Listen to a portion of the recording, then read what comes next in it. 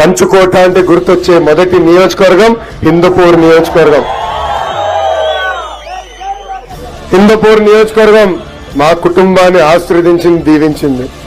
ఆనాడు అన్న ఎన్టీఆర్ గారిని ఎమ్మెల్యేగా గెలిపించి ఆంధ్ర రాష్ట్ర ముఖ్యమంత్రిగా పంపించిన ఘనత ఒక హిందూపురం నియోజకవర్గానికే దక్కుతుంది.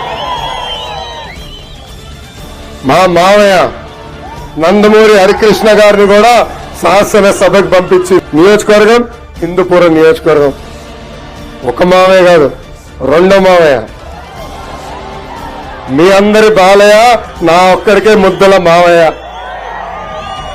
బాలయ్య బాబు గారిని కూడా 2 సార్లు శాసనసభకి పంపించిన ఘనత ఈ హిందూపురం నియోజకవర్గాన్ని.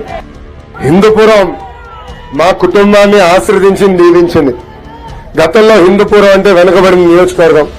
అలాంటిది తెలుగుదేశం పార్టీ